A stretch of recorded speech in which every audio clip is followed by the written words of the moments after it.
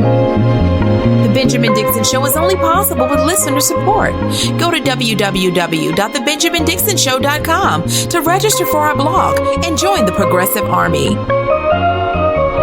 Yep. Welcome to the Benjamin Dixon Show. I am your host, Benjamin Dixon. Today is Monday, March 30th, 2000. What? Actually, is it the 30th? Yes, it's the 30th, 2020. Thanks so much for joining me. Hey, interesting times, right? We got this major pandemic going on around us. And while a lot of what I have to say is uniquely tuned to address the political and economic ramifications of this virus, I think I've had about enough of it. Last week was really rough for me, as I'm sure it was rough for you. And what I'm going to try to do is to not pretend as though it's not happening, but to give us a space to talk about something else. And I know that's not going to work. I know ultimately we're going to come back to talking about the coronavirus, the political and economic ramifications of 3.3 million people who lost their jobs last week, who are now without health insurance. I know we're going to talk about it probably extensively in this episode and all the episodes to come. But we've got to we have to create a space to do other. I mean, this is a lot. And I think if nothing else, we have to create a space to and I kind of hate that phrase, but it's accurate. Like how this show is. The phrase I'm talking about is create a space for us to talk. You know, I don't like that phrase, but it's pretty accurate. How I shape the show determines what the show is going to be about. So I get to curate our conversations. And I think in these conversations, we absolutely have to begin to discuss really just simply how we're doing, how we're feeling, how's everyone holding up. I generally do that on Twitter at least once or twice a week. I just want to talk to people about how you're doing, because this is wild. This is wild. I think I always pivot to the politics of it and the economics, the political economy, more specifically, because that is a comfort zone. It gives me room to be angry. And anger to me is a more productive emotion because at least it makes you feel like you can accomplish something. Now, whether or not you can actually accomplish something, that remains to be seen. So it's not really, I'm not really sure if anger is more productive, but at least it feels more productive, right? When you're full of rage, you feel like I'm angry and I'm not going to take this anymore and I'm going to do something about it. Sometimes you can't even do anything about it, right? When you look at the injustices that are around us, how our political system is perfectly tuned to be devastated, or to cause the most devastation is probably the most accurate way of saying that. Like yesterday, Donald Trump said that we're expecting between 200,000 and 2 million deaths. And to be quite frank and be quite honest with you, that's his fault. That is the fault of this administration. And so rage allows us to rage against the machine and be angry as if there's something productive that can be done with our anger. And there's a time, there's a place, and there's a way. But truthfully, sometimes all of that, it's just anger for the sake of anger because there's not much we could do about it right now except for stay home and try to survive. Oh, but when we survive, those of us who survive, those of us who make it to the other side of this pandemic, that's when we need to have all that rage unleashed on this political system to hold it accountable. Not just the Trump administration, but this entire political system that has, because here's my question. How many lives will it take before the political system actually kicks into gear and does something about the fecklessness of this president?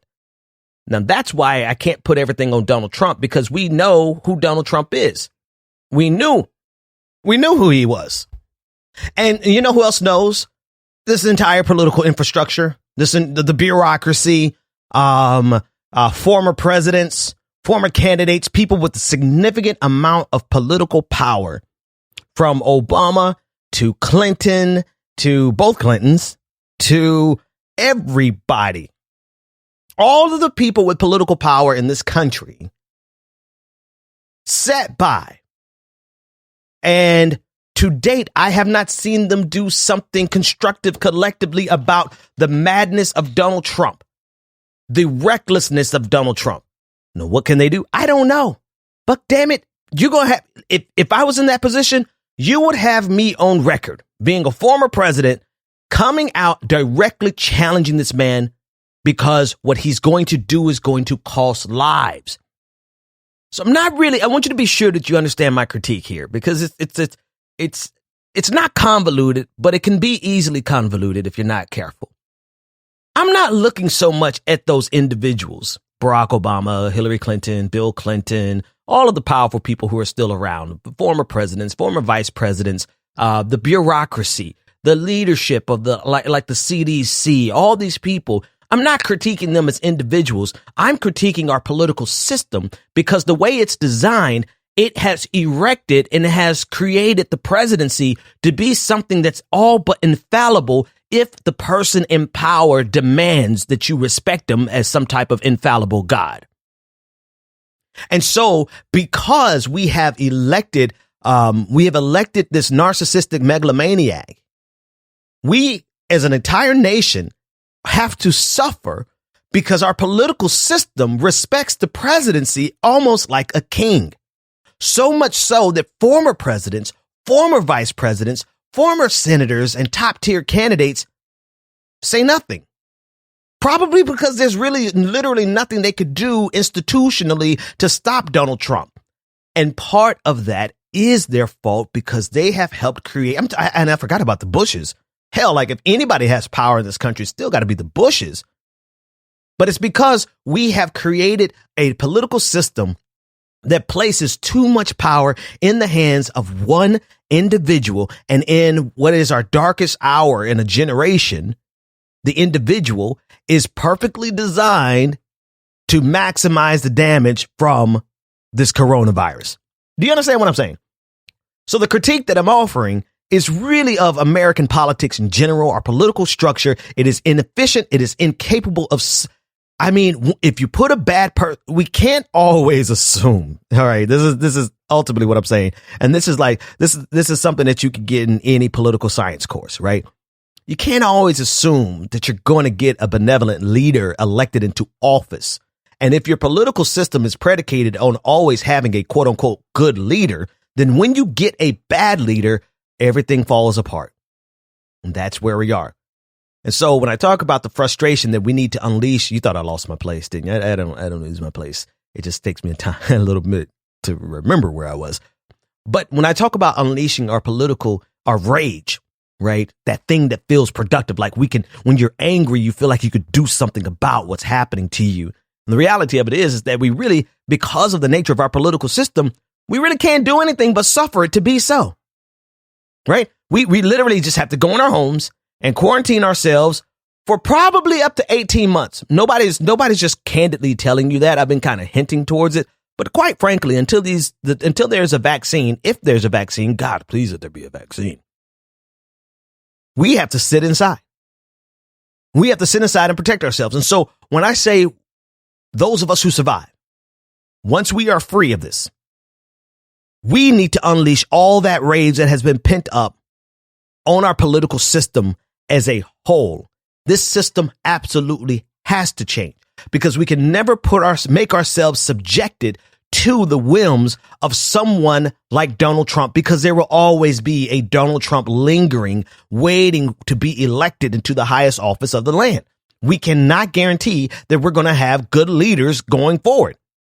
Period. And good is also relative because, if you look at the underlying conditions of our system, the fact that we're still in a system in America that seeks profit in our healthcare, seeks to make money off of people dying of cancer, that is a tremendous barrier to us surviving this crisis. And that system has been propagated, or continued rather, by every single administration, Republican or Democrat, indifferent. So there's a lot of changes that has to happen. The problem now, though, is, and the reason I started the show off like this is because there's not much that we can do about it right now except for discuss it. And at a certain point, discussing it is not productive because, well, there's a lot going on around us. People are dying. The stories are starting to come in. Friends are starting to get sick, and I'm not sure, I don't know if they have a flu. I don't know if they have a summer cold or a spring. I don't know if it's their allergies. I know it's not summer yet, but you know what I mean. I don't know if it's their allergy or we'll see if it's COVID-19. We don't know. Stories are starting to come in of people, of the refrigerator trucks in Brooklyn being filled with bodies. I mean, there's a lot going on right now, and I think that we have to take time. And this is what I did. Thursday was a hard day for me. Friday was a hard day for me. Saturday was a hard day for me. Sunday was a hard day for me. And I imagine that it was just as hard, if not worse, for others. And so I think we have to take the time to not just explore the rage because it's justified. The rage is justified. The anger is justified. The analysis of the political economy in this is necessary because we need to know what to do with our rage once we get a chance. But until we get a chance to do something with our rage, we need to actually just talk about how the hell everybody is doing. All that to get to the big question of the hour. How are you doing? I don't expect you to be doing good. I don't expect you to just say fine. Usually somebody asks you how you're doing and you say good, and you're not really. No, but honestly, take a minute and reflect on how you're doing. And I'll tell you how I'm doing. It's difficult. It's difficult to look at my kids in the face every single day, knowing that at any moment, symptoms could pop up because who took account of what they were doing 3 weeks ago? There's a 14. Now they're saying up to 28 days incubation period. So that's 4 weeks. Like, who really took account of what was happening 4 weeks ago? Did we make sure that we dotted every I and crossed every T? So I'm sitting at the dinner table looking at my kids just being happy and not really knowing exactly what the next 2 weeks are going to be like. All I can really account for is how well I've quarantined my family over the last 3 weeks. So that's difficult. That's hard, knowing that these beautiful moments that I have with my kids, as far as I know, they could be coming to an end. That's hard. And I'm not doing good. Not in that regard. So I compartmentalize it. I push it away and we throw in a movie. And then we just dance and we enjoy the time that we do have. And so I know if it's hard for me, it's got to be hard for other people. And I want to know how you're doing. Leave me a comment, send me a tweet, leave me a voicemail. Go to www.patreon.com/the BPD Show and support the Benjamin Dixon Show. Here we go. All right. No matter what comes, no matter what may, it doesn't matter how things are looking outside, we're going to take time for a patron party. And to be sure, I want you to know the patron party is not about just getting new patrons. I don't care if we don't get any new patrons. We're going to have a party. But for today, very special welcome and thank you to Max Wonderman. Thank you so much for becoming a patron. Patricia Carrillo, thank you so much for becoming a patron. Brenda Harris, thank you for becoming a patron. Justine Rojas, thank you for becoming a patron. And John Hewer, thank you so much for becoming a patron. You too can join this prestigious and prodigious patron family by going to www.patreon.com/BPD show, where you get twice the content with none of the advertisements like you're going to hear here. Oh, okay. All right. Welcome back. So, yeah, listen, the patron party, the patron party is no longer going to be just about new patrons. Even when we don't get new patrons, we're going to take a minute to party. Because, think of it this way. If there was an asteroid coming, I know I'm stupid. If there was an asteroid coming and there was nothing that we could do about it and we were in our last days, what do you think I'm going to do? You think I'm going to be sitting around mourning and moping and stuff?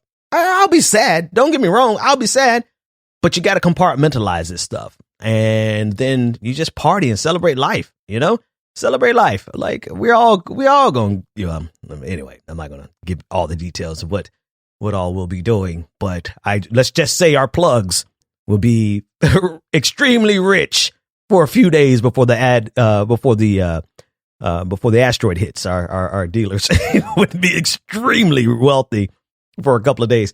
But anyway, the point is we're going to party and we're going to talk to each other and we're going to, because if all we do is rage, then we burn ourselves out before we have time to execute on that rage.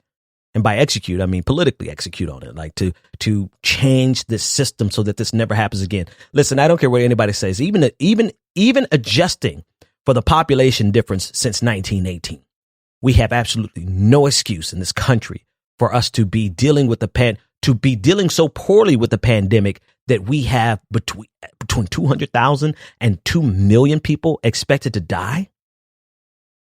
We have to make forward progress. What we're doing now is absolutely asinine. And the fact that our political system cannot get rid of Donald Trump. This is what I'm saying.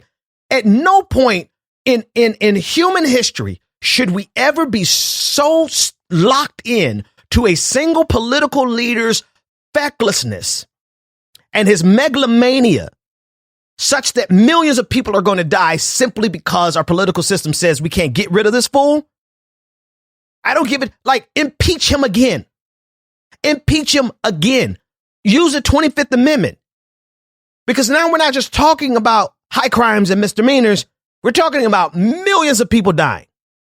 But yet here we are, politically incompetent, ineffective, and feckless. Our entire system. Nancy Pelosi, like, where are you, sis? You know, she's starting to do some press conferences now, but still, like, this should have been the full force of an opposition force should have been laid bare back in January when the president of the United States, see, this is what makes me angry. This is why I blame Donald Trump, but I don't just blame Donald Trump. It's not just him. It's everyone around him. People who are kissing his ass instead of they're more concerned about what the president thinks about them or their paycheck. They are more concerned with their position and their paycheck than they are the fact that allowing Donald Trump to do what he does is going to kill hundreds of thousands, if not millions of people. And again, I want you to make sure to tap into your feelings and send me a voicemail and let me know how you're doing, because we can't just rage all the day long. But God damn it, this is making me pissed off. So I swear to God, all of the people from Dr. Fauci, whatever you pronounce his name, to the Surgeon General, to all the people, to the military, like, we're going to have tremendous amounts of military deaths. All of the people who, instead of checking the president, kissed his ass, they are all complicit with the deaths. All of the former presidents, all of the former vice presidents, the Bushes, the Clintons, the Obamas, all of you are complicit because where have you brought your power to bear? If nothing else, you get these security. Listen, former presidents get security briefings every single day. It's just a part of what they get, just like they get Secret Service protection for the rest of their lives. They get security clearance, security briefings every single day.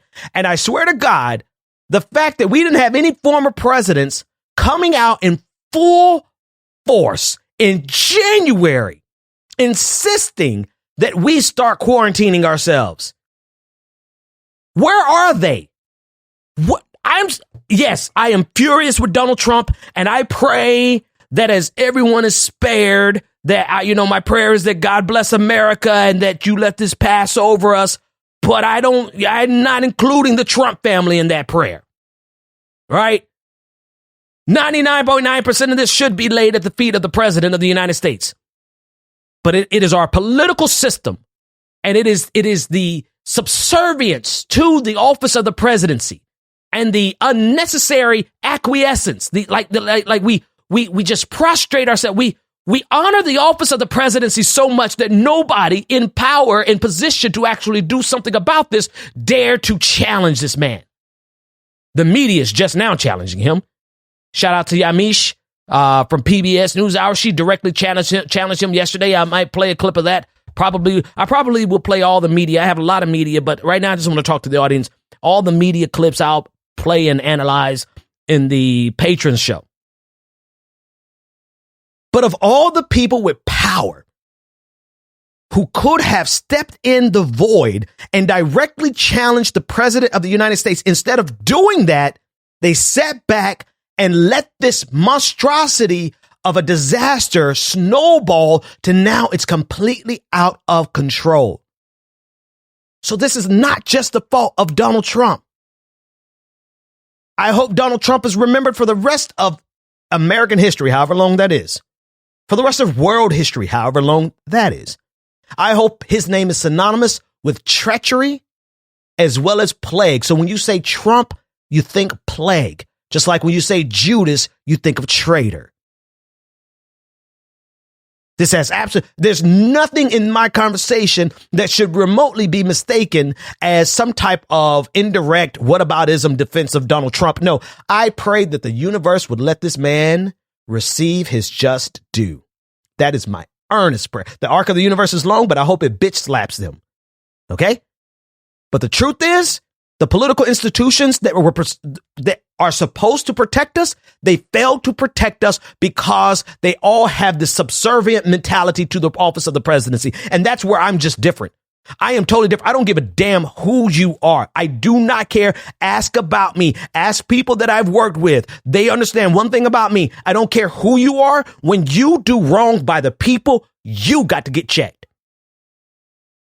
I'll blow everything up. Agreements, contracts, I don't care, jobs, whatever, it doesn't matter. Money looks good, so what? If you are harming the people, all bets are off.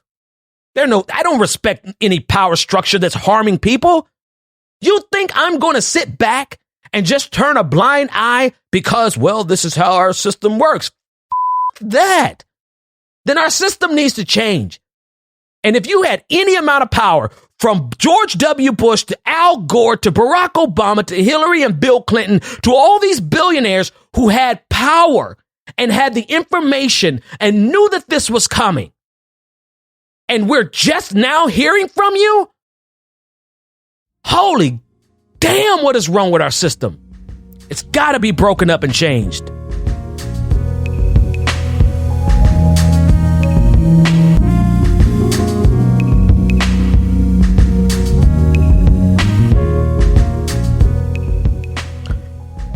Interesting things happening in regards to the coronavirus. There's a tweet, multiple tweets like this.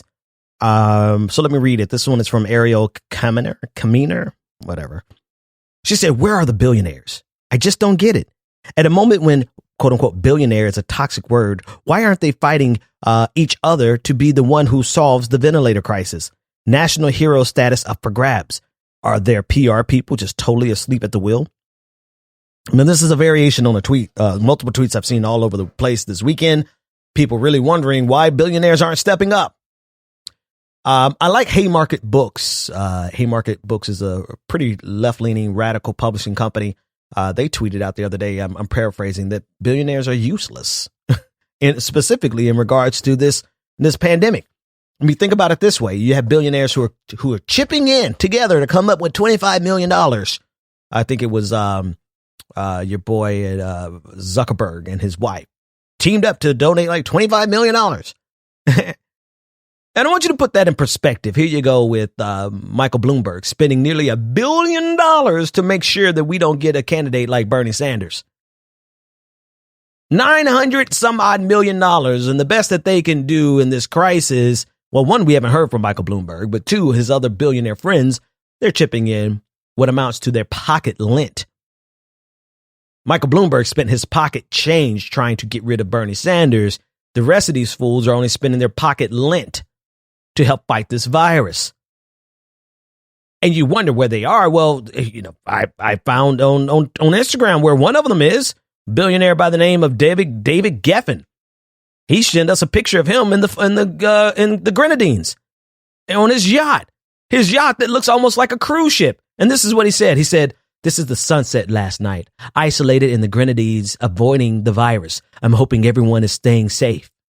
His beautiful sunset has to be like a $20 million yacht. I don't know how much yachts cost. I don't know. It could be a $5 million yacht as far as I know. But if I just had to take a guess, I'm going to say upwards of $20 million. Could be completely wrong. Don't come in my mentions telling me I was wrong on the cost, okay? But that's where your billionaires are.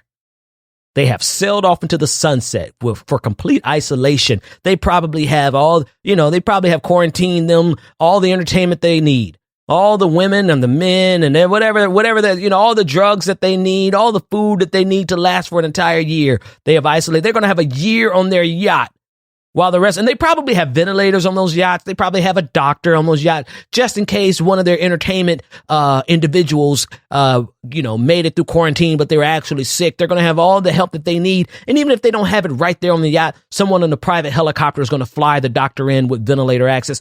They have everything. What do you think they're doing? You think they're going to be in the streets concerned about the people? I mean, quite honestly, like if I could afford to do it, I probably would escape too. But at the same time, why are we seriously, like if I could get the hell out of Atlanta, where it's like the next epicenter, there's New York, and then there's Seattle, then there's New York, the next is Atlanta. I would definitely get away and get the hell out of here.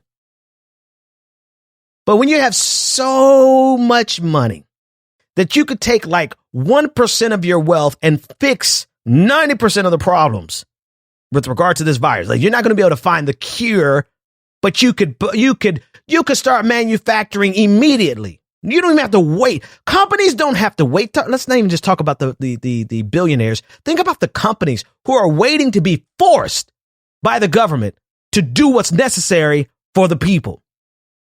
When what they do would be a great PR win for them, would be great publicity for, they would go, but instead, let me finish that sentence. They would go down in history, but instead of going down in history for good things, they are all on their cruise ships, just chilling, partying, doing exactly what they're living their best life while the rest of us are left in these population centers struggling to survive. So if you want to know where the billionaires are, same place the corporations are.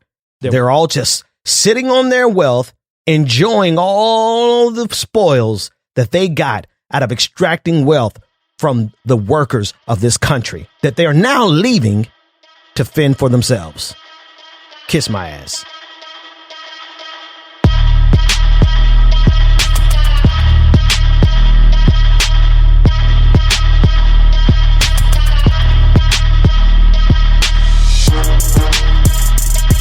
Yep.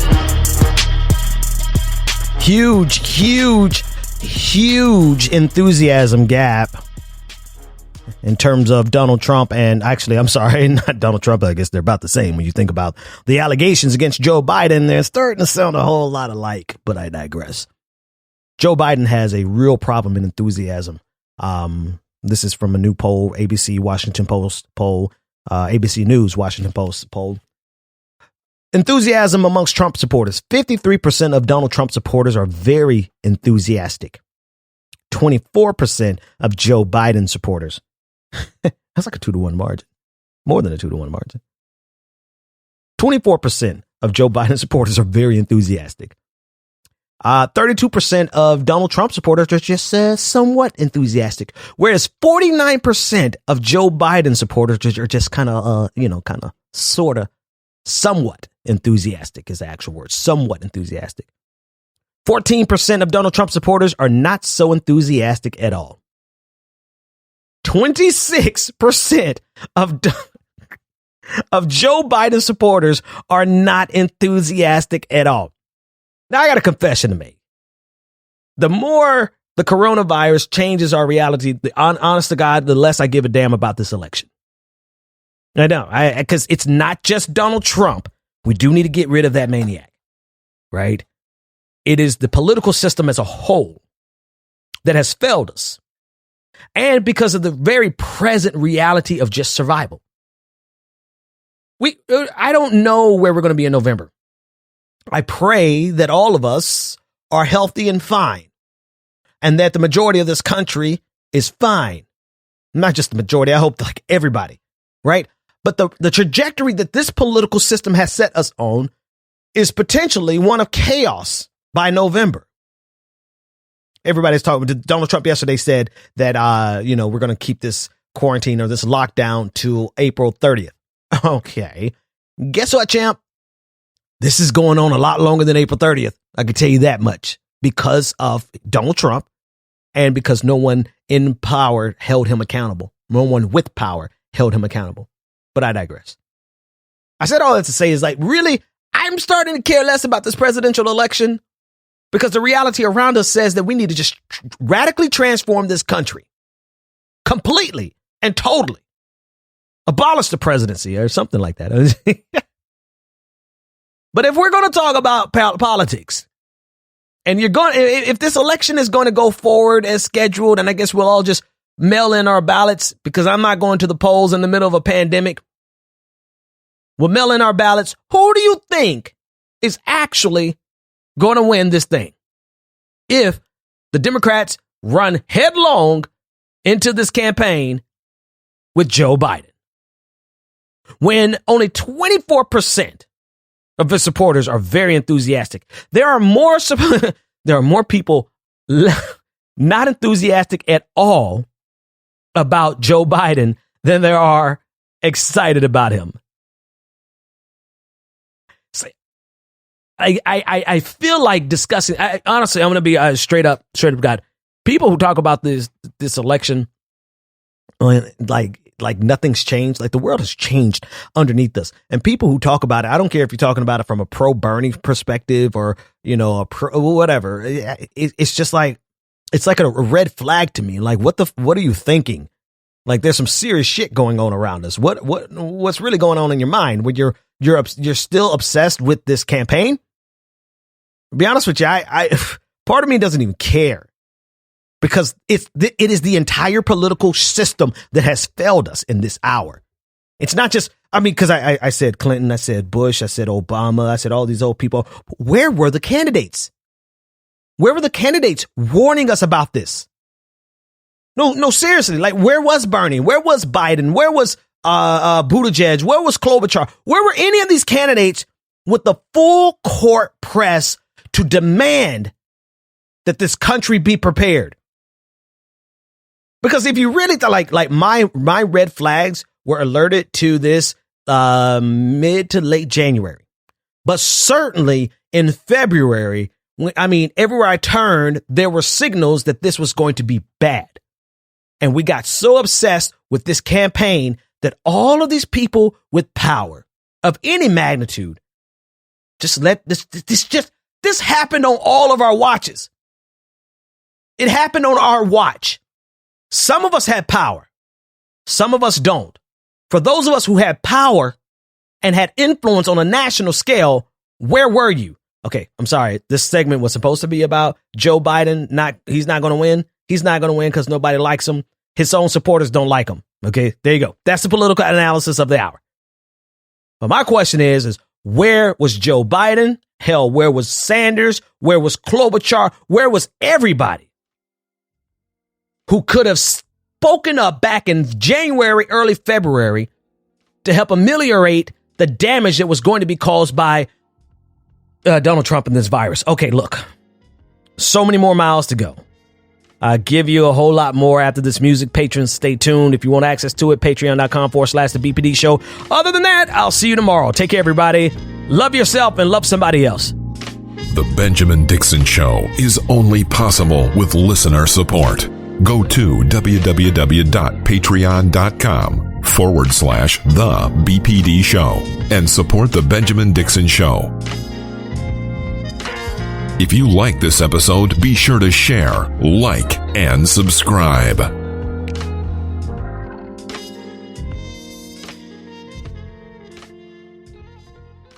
Yeah. All right. So let me just continue with that argument. I feel like everything and everybody has let us down. Everything connected to this political system.